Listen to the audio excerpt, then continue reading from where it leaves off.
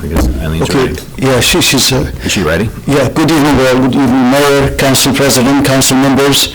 We thank you again for, by the way, on behalf of the Chairman of DPW Committee, Alderman Jude, he's not here tonight. He's traveling, so he could not make it, and he wanted to be here for this presentation. But this is the annual presentation for the City of Middletown as an MS-4 community. Basically, we have to do an educational session and to inform the public, contractors, and everybody about the proper way of handling stormwater to minimize the pollution for our streams. And we're lucky to have Kevin Sumner from Orange County Soil Conservation. He comes here every year and he helps us out with this educational presentation. So without further ado, Mr. Kevin Sumner here. Thank you. Good evening.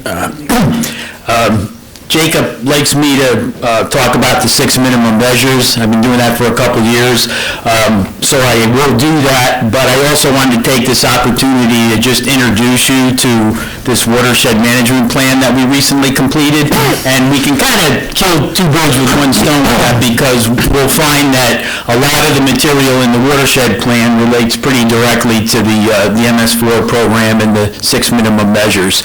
Stormwater is all about what's happening in the watershed, so it's logical that those things are connected. So I have 2 complete copies of the plan that I'm going to be leaving here for folks that might want to borrow it and look at it in more detail. But I just excerpted a few of the pages from the plan to go over with you tonight. So I also inlaid the 6 minimum measures on there, so we can all keep those in mind with the purpose of tonight's meeting in mind. So that the title page of the plan is there. We partnered with the County Water Authority and Planning Department to prepare this, and got some funding from DEC's Hudson River Estuary Program. So we presented a fairly detailed history section there. You'll note that Mr. Kleiner's acknowledged at the bottom for some of the assistance that he provided. As far as DEC is concerned, they could care less whether we have a history section or not. They're really just concerned about the water quality aspects. But we felt that a more comprehensive plan would engage people more, so we tried to deal with some topics that are outside that strict water quality area. Maps are always pretty engaging to people, so if you look at map number 2 there, that would be on the screen now. You'll note that the Monhegan Brook watershed encompasses almost the whole city of Middletown. There's just a very little sliver out to the east side of the city that drains to the Masonic Creek, but essentially the whole city does drain to the Monhegan, and of course you receive drainage from surrounding areas. The next map, map number 9, breaks down the watershed into areas of percent imperviousness, and that's very relevant for watershed management. The more impervious area you get, the more runoff you get, the more pollutant runoff you get. So we like to track that and try to be able to pay special attention to the portions of the watershed where that imperviousness is going up.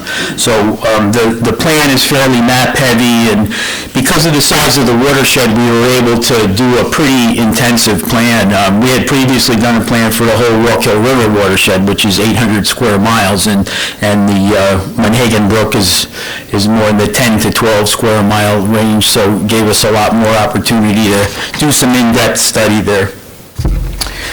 And then I included a map, number 14, just showing your reservoirs, your drinking water supplies, and the watersheds associated with them. They're not part of the natural Monhegan Brook watershed, but because of the connections that bring that water to Monhegan Lake, we took a little bit of a look at the watersheds in the drinking water supply areas as well in the plan.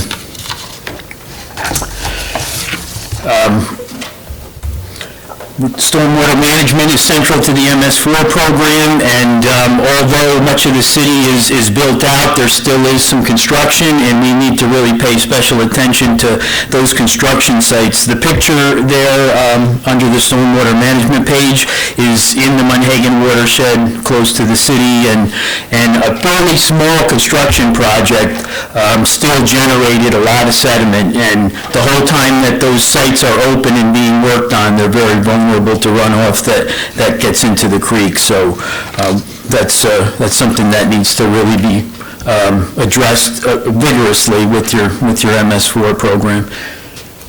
And I don't think I need to educate anybody in the room here about flooding in Middletown. We all know that the brook goes under Fulton Street and that we had severe flooding after Hurricane Irene. There's no easy answers to that kind of a situation, but we do talk about some potential projects and measures in here that could help to some degree to alleviate the flooding. And another aspect of that is working closely with the municipalities that are also in the watershed so that everybody's kind of working together to solve these problems. We have a section in the plan about littering and refuse pollution. We've had several cleanups that some of the council people have assisted us with, among other volunteers in the city. It's a particular concern for us along the Dolson Avenue corridor because the number of businesses there and the fact that many of them front on the Monhegan Brook.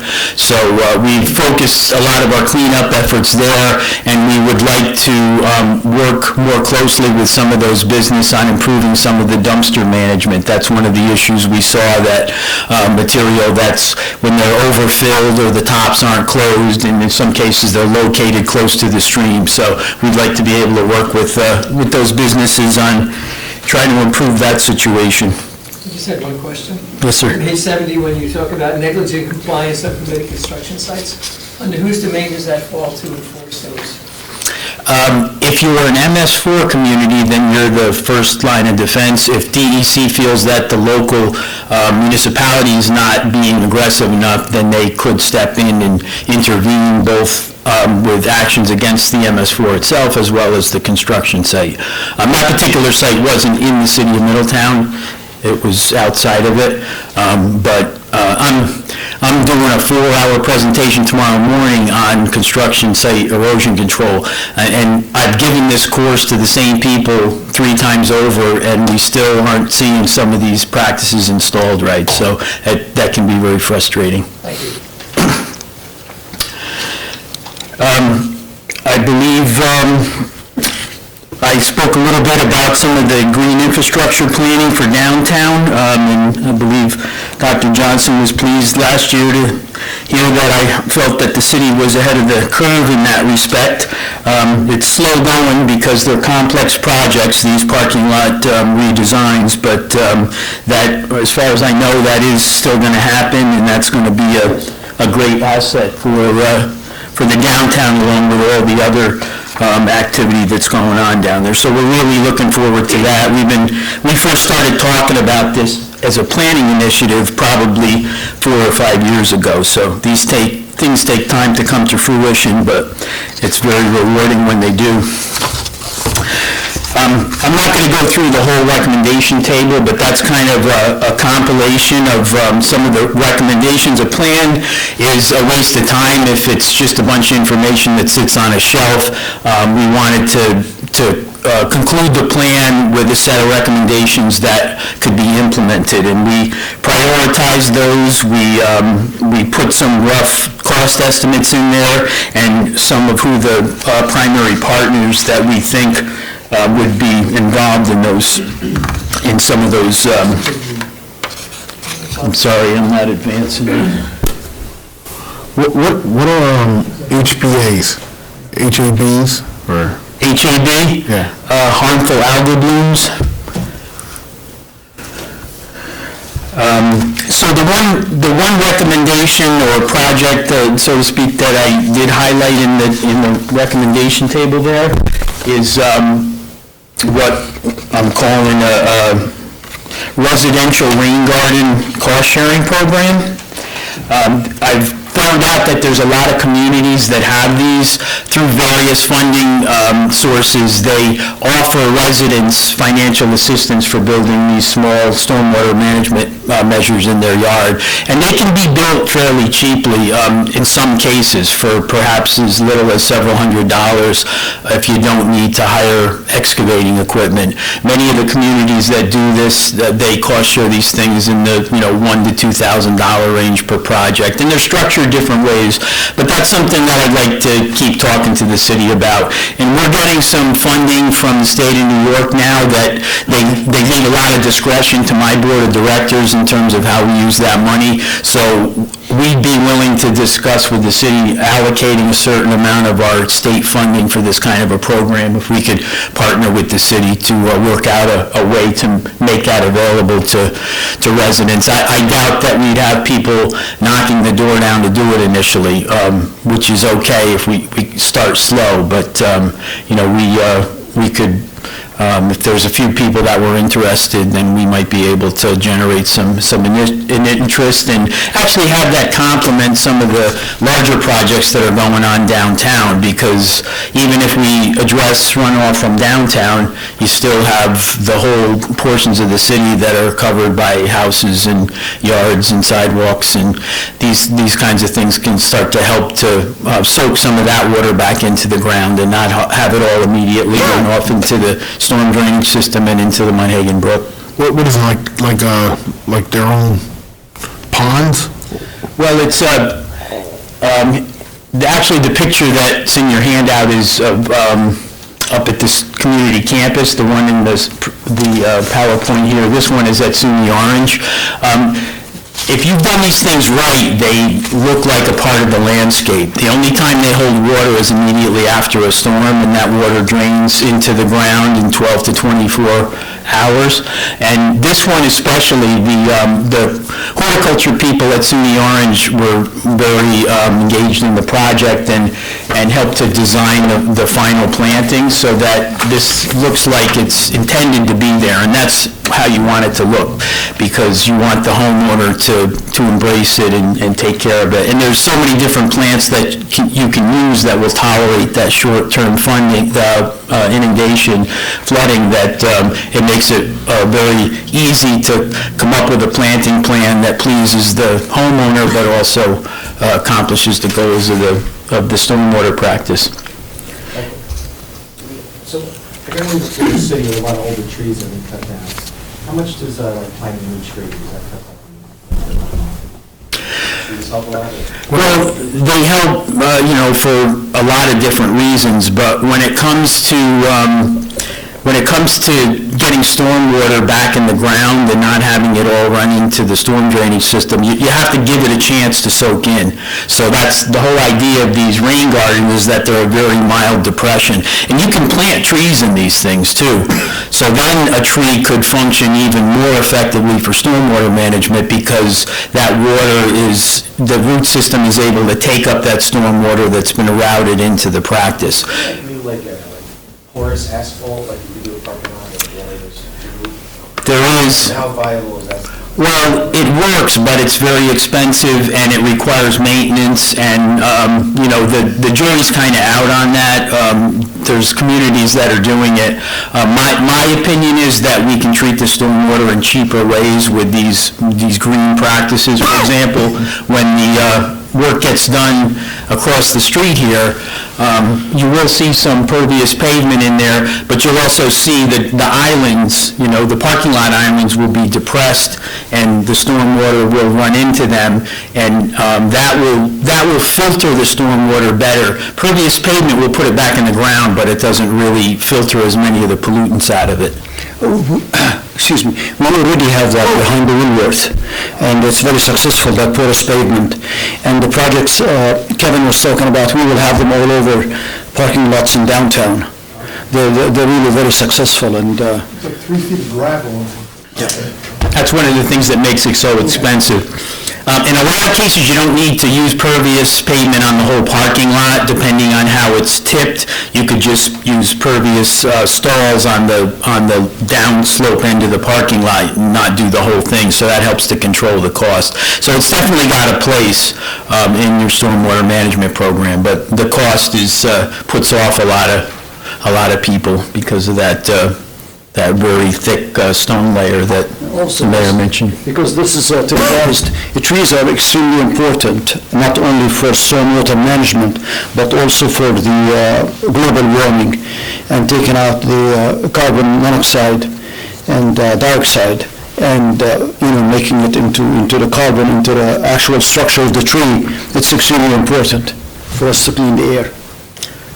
Yeah, if this rain garden idea goes forward, we'd love to maybe meet with your tree committee and see if we can partner with them and if we get people that live and work here engaged in the project, that's going to make it a lot more successful than just coming in with something that's just from our office. So that's about all I had for tonight. I did add... What about the trees you planted up by the Maple Avenue School and by the Westgate? Trees you planted, tell them about. Okay. And behind ShopRite Plaza. We've done a number of riparian tree plantings, but basically that just means next to a stream. Because of the benefits of trees that we've been talking about, then it's very valuable in terms of stream protection to have those trees growing next to the stream. They shade it, they make better fish habitat, and runoff that's moving towards the stream on top of the ground or at a shallow depth, that runoff is taken up and treated by the root system of those trees. So having trees next to streams is a really desirable practice. If you're driving on County Route 78 from the Stewarts going over towards the schools, before you get to the schools, if you look to your left, you'll see a bunch of tubes out there. Those are tree tubes that are protecting those trees until they get big enough to be able to overcome the deer browse.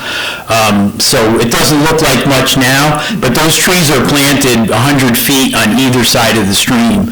And the first one that we did was at the Muddy Kill Park, Town of Montgomery Park, and those trees are now 20 to 30 feet tall. So you have to be looking down the road when you plant the trees that are this tall. But as Jacob mentioned, that was a pretty large project. We did a small project right at the Westgate Inn where the Monhegan Brook comes under the street there.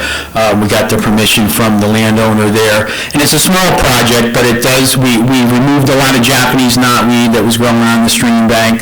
We planted the trees to protect the stream, but also with an eye towards some flowering trees that will look nice, as part of the entranceway to the city there. So we've been pretty active about maintaining that project and trying to get the stuff. We want the stuff that we planted to get well established, and then we hope it'll choke out the Japanese knotweed, but we've had to keep after that. Jacob also mentioned we did a project behind ShopRite, working with Campbell Plaza Management, where we collected a lot of the parking lot runoff and put it into a practice similar to the rain garden. There isn't a lot of room to work there, but we wanted to use that as an example. If you just have even a little bit of room, you can still make some improvements. So we had to squeeze that practice in as sort of a linear rain garden because we only had about 20 or 30 feet to work with between the edge of the pavement and the top of the stream bank. So a lot of people would have looked at that site and said there's nothing you can do here, but getting something in there is better than nothing. And that's a philosophy you have to kind of go with in these developed urban environments. You often don't have much room to work with, so you really got to be creative and think about where you've got some green spaces that you can fit these kinds of things in. Question. When you mentioned West Main, do you mean the water area that used to be called the Rose Garden, or are you talking about the other side of the street? No, across from Nick Popo's house, Right. on the other side of the west. The people have talked about that. Yeah, we have a small property in there that is right now, you can see the tubes sticking out. That's what Kevin implanted in there. Right. Did I hear that there was some plans for the Rose Garden as well? bringing that back to life? No? I hope so. I thought I I heard hope so someday. It's privately owned. Yeah, I thought I heard that they were gonna sell it back or something, but that would be another great, asset at the entrance to the city there. Absolutely. So the last page, just to make sure we cover the bases here on, doing our public outreach on the stormwater program. I've listed again the 6 minimum measures with just a brief description of each so that everybody can keep those in mind. And if you spend any time at all going through the plan, I think you'll find that at some place or another, we pretty much hit all of those minimum measures. So that's kind of... It's available online, Kevin? I don't believe the Water Authority has it on the website yet, but, yeah, but it will be soon, and I did bring a couple of complete copies tonight, and I could provide it to anybody in digital format as well. That's all I have. Unless there's other questions? Do you have any questions? More questions for Kevin? Well, Kevin, thank you again. Thank you for the time. By the way, the dumpsters that Kevin was referring to behind Campbell Plaza, behind ShopRite and all these ones in there, we tried to work with them in a friendly manner, and we ended up issuing violations, and those people will put enclosures around their dumpsters. Although, like Kevin was saying, Campbell Plaza ownership, and there they came out and they help out with us, and they allow us to work there, and they cooperate with us. But the tenants, they put garbage, and the garbage, the wind comes and it blows it away into the stream. And so we went after them. We had a meeting with them in the mayor, and they will be putting fencing as required by our code.